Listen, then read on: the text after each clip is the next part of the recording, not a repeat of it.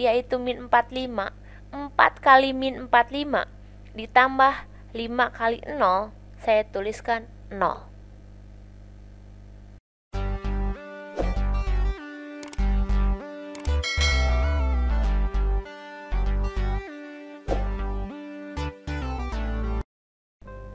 Halo, ketemu lagi di channelnya Irma Safitri, channel yang membahas materi pelajaran kimia.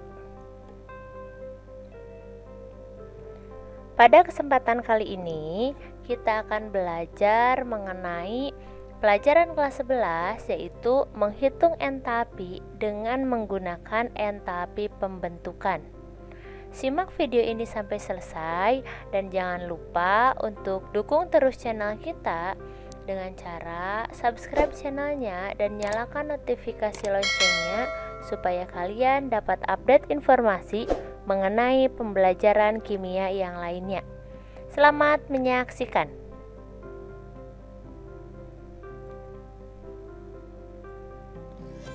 Oke adik-adik, kita kenalan dulu dengan entalpi ya. Entalpi merupakan bagian dari termokimia, di mana dalam cabang ilmu kimia ini membahas lebih detail mengenai energi, panas, dan perubahan yang terjadi pada peristiwa atau pada reaksi secara kimia. Nah, dalam kimia, entalpi membahas mengenai panas yang dihasilkan ataupun yang dibutuhkan dalam suatu peristiwa kimia. Seperti sudah kita bahas di video sebelumnya, yaitu tentang pengertian entalpi, juga tentang istilah ada endoterm, ada eksoterm.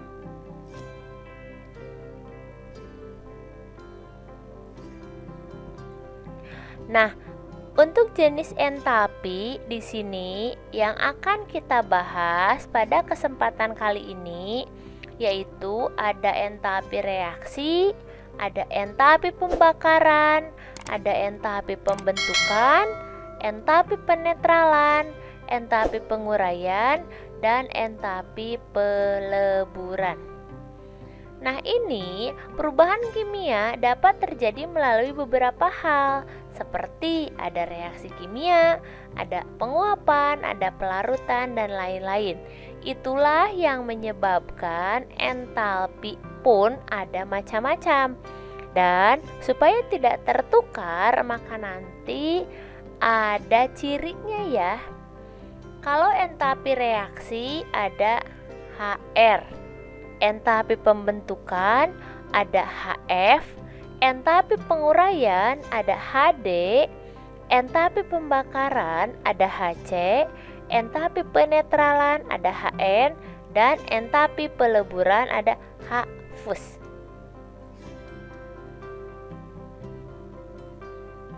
Ingat ya, untuk jenis-jenis entalpi ini jangan sampai tertukar antara jenis dan kodenya.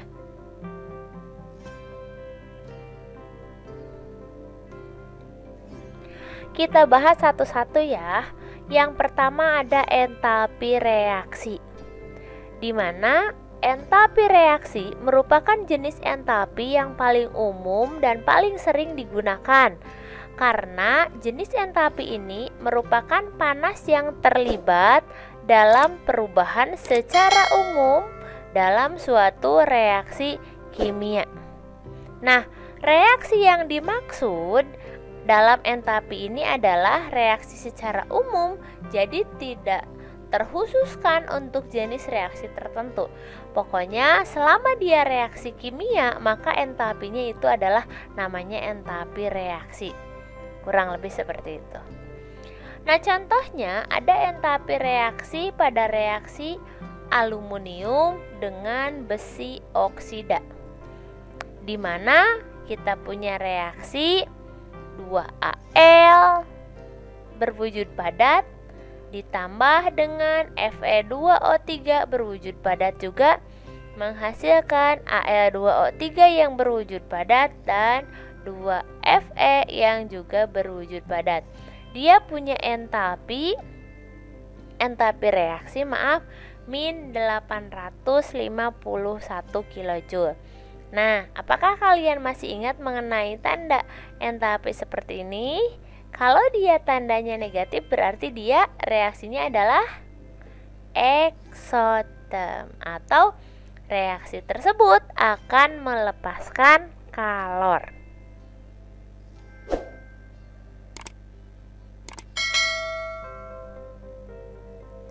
Yang kedua, ada entalpi pembentukan atau HF, di mana entalpi pembentukan merupakan panas yang terlibat dalam pembentukan 1 mol senyawa tertentu dari reaktan.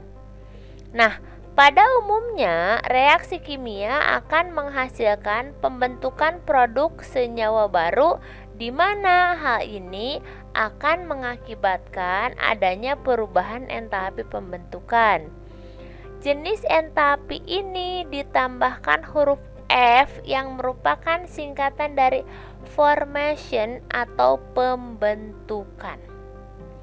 Nah, berikut ini adalah contoh untuk entalpi pembentukan, di mana saya punya logam natrium ditambahkan dengan gas klorin akan menghasilkan suatu senyawa, yaitu natrium klorida yang berwujud padat.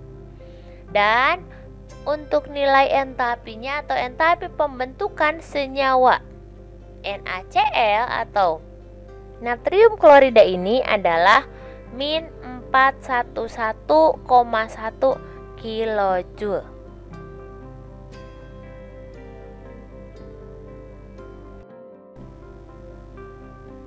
Oke, untuk yang ketiga saya punya entalpi penguraian atau HD.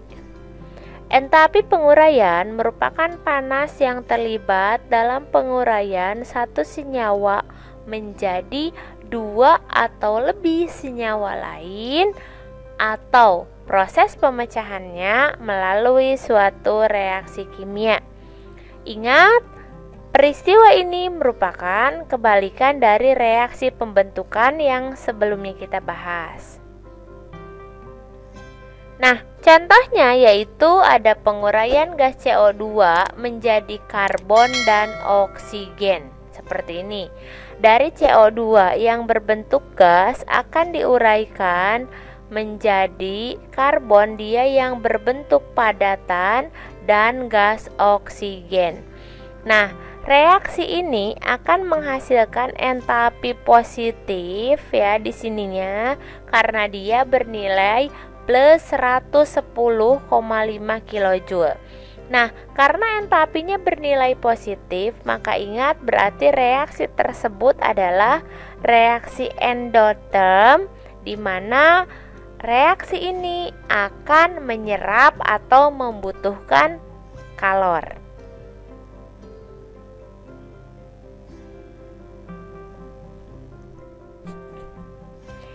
Selanjutnya ada entalpi pembakaran atau HC.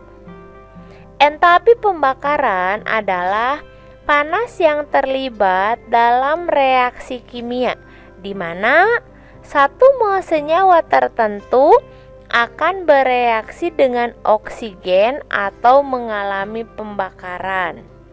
Reaksi pembakaran ini dikatakan juga sebagai reaksi oksidasi, karena senyawa akan bereaksi dengan oksigen dan akan menghasilkan uap air dan karbon dioksida. Contohnya yaitu pada pembakaran gas propana atau C3H8, di mana C3H8 akan direaksikan dengan 5 oksigen, maka akan menghasilkan 3 mol karbon dioksida dan 4 mol uap air. Reaksi ini merupakan reaksi eksotherm atau dia yang melepaskan kalor. Ini bisa dilihat dari entalpi pembakarannya atau HC-nya yang bernilai negatif, yaitu nilai entalpi untuk reaksi ini adalah min 108 kilojoule.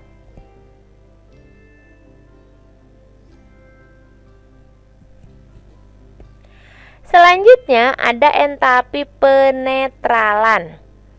Entapi penetralan atau netralisasi merupakan perubahan panas yang terlibat dalam reaksi penetralan satu mol senyawa asam tertentu dengan senyawa basa lain yang terjadi pada saat ekuivalen, di mana sifat asam dan basa akan saling menetralkan sehingga akan menghasilkan larutan yang bersifat netral. Contohnya yaitu ada reaksi penetralan untuk HCl yang ditambahkan dengan NaOH, maka akan menghasilkan suatu garam yang netral yaitu NaCl disertai dengan uap air. Dan untuk reaksi penetralan ini dia punya entalpi sebanyak min 13,68, atau dia akan melepaskan kalor dan termasuk reaksi eksoterm.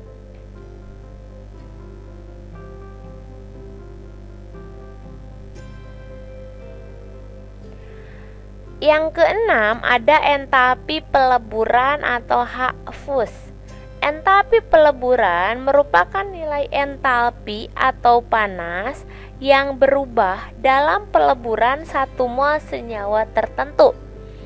Dalam sifat fisiknya, setiap zat dikenal memiliki titik lebur tertentu, di mana ketika tercapai suhu titik leburnya, maka zat tersebut akan mengalami proses peleburan atau perubahan wujud dari padat menjadi cair. Nah, proses ini pada umumnya akan menyerap energi atau kalor sehingga nilai entalpinya akan positif dan termasuk kelompok endoterm. Di sini saya punya contoh untuk reaksi entalpi peleburan, di mana ada C2H6O berbentuk padat, kemudian dia berubah jadi C2H6O ke bentuk cair. Dia punya entalpi peleburannya atau H-fusnya, fusion ya, sebanyak 5 kilojoule.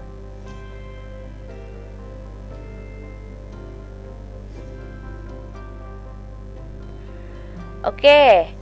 Nah, sampai sini itu tadi materi atau jenis-jenis entalpi.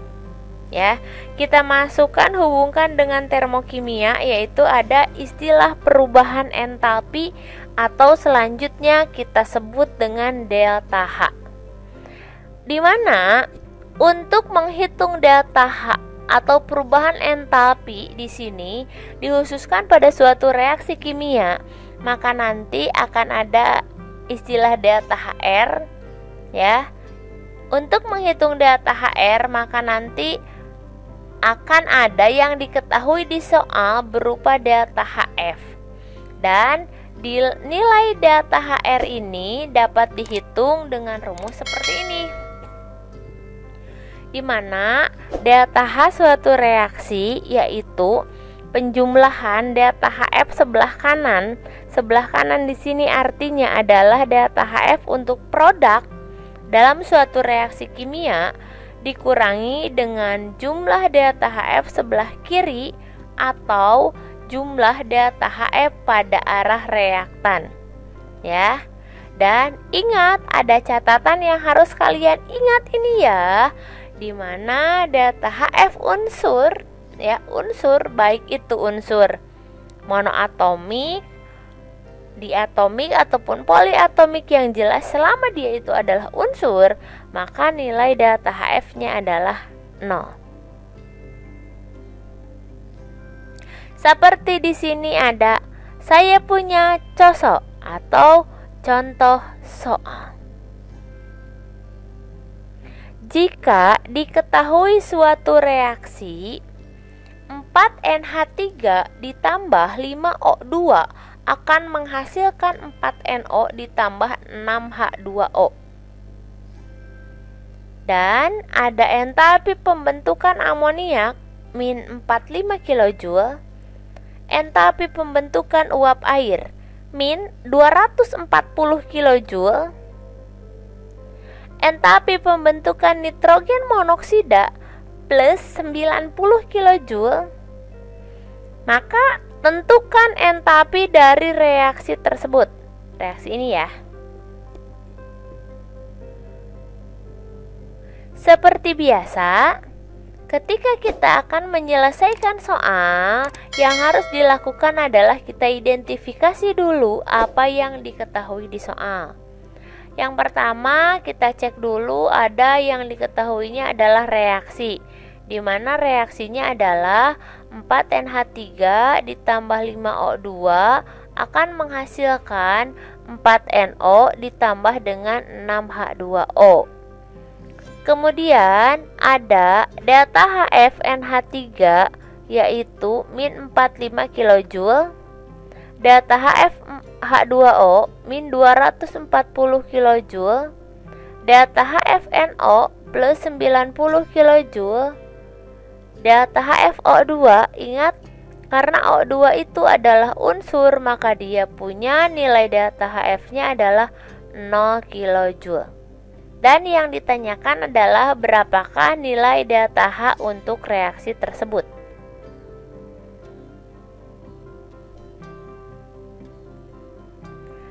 Oke, reaksinya masih sama seperti ini ya, kita tuliskan lagi. Dan ingat, rumus untuk menghitungnya adalah jumlah delta HF kanan dikurangi jumlah delta HF di sebelah kiri. Kanan berarti dia sesudah tanda panah, kiri berarti dia sebelum tanda panah. Kanan berarti produk, kiri berarti reaktan. Itu yang harus diingat. Oke, kita masukkan. Nah, di sini ketika kita memasukkan nilai delta HF-nya, koefisien harus ikut dikalikan ya. Berarti di sebelah kanan saya punya NO dan H2O. NO koefisiennya 4. 4 kali delta HFNO ditambah 6 kali delta HFH2O, harus seperti itu ya, dikurangi 4 delta HFNH3 ditambah 5 delta HFO2. Maka bisa kita tuliskan nilainya. Tadi kita punya delta HFNO adalah plus 90. 4 kali plus 90, delta HFH2O yaitu min 240, maka 6 kali min 240 dikurangi delta HFNH3 yaitu min 45. 4 kali min 45 ditambah 5 kali 0, saya tuliskan 0. Maka di sini bisa kita dapatkan kalau nilainya adalah plus 360 min ini dari hasil pengali ini ya, 240 kali 6 1440 dan min ini ya, ini harusnya maaf min 180 di sininya ya, 180. Oke, sebentar saya tuliskan ini dulu. Ini min ya. Oke, seperti ini. Min 180. Jadi nanti kita punya, oke, kita kembalikan lagi mana. Oke. Nah, jadi nanti ini min seperti itu ya. Maka jadinya adalah kurungnya kita hilangkan, plus 360 min 1440. Berarti di sini jadinya adalah plus ya, plus 180. Oke, saya rubah lagi biar nanti tidak pusing sebentar. Oke, berarti di sini jadinya adalah set. Nah, seperti itu. Oke, sorry. Set plus ini ya. Berarti ini nilainya adalah plus 180. Oke, saya rubah lagi. Berarti jadinya plus 360 min 1440 plus 180. Maka nilai delta H reaksi untuk reaksi tersebut adalah min 900 kJ. Clear?